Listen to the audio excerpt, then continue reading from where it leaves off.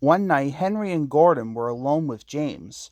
Although Sir Topham Hatt was beginning to think well of him, whenever a chance came, the other engines would talk of nothing but bootlaces. They would tease.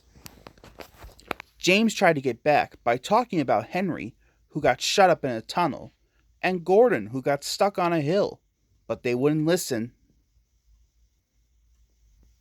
said Gordon. Every wise engine knows that the signalman sets the switches to make the engines run on the right tracks, but Gordon was so proud he had forgotten, said Gordon next morning. James went to get Gordon's coaches. They were all shining with new paint. He was careful not to bump them, and they followed him smoothly into the station singing happily, said James. Gordon, with much noise and blowing steam, got ready to back onto the train. Sir Topham Hatt was on the train with other important people, and as soon as they heard the conductor's whistle, Gordon started. He puffed, and the coaches glided after him. James watched the train disappear and then went back to work. He pushed some freight cars into their proper sidings and went to fetch the coaches for another train. James had just brought the coaches to the platform when he heard a mournful noise. There was Gordon trying to sneak into the station without being noticed. Gordon didn't answer. He just let off steam feebly, said James. All the passengers were shouting at the ticket window.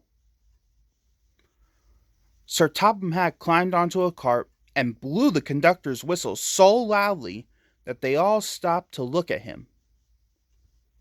Then he promised them a new train at once. So James was coupled on and everyone got in, said Sir Topham Hatt. Chuff James, sang the coaches. Puff James.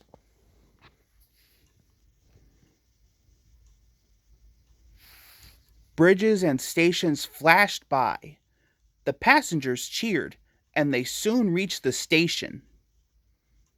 Everyone said to James. And Sir Topham Hatt was very impressed,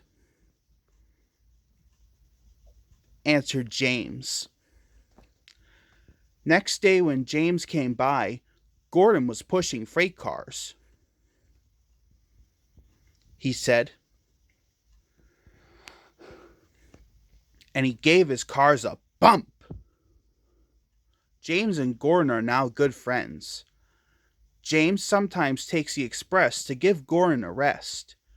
Gordon never talks about bootlaces, and they are both quite agreed on the subject of freight cars.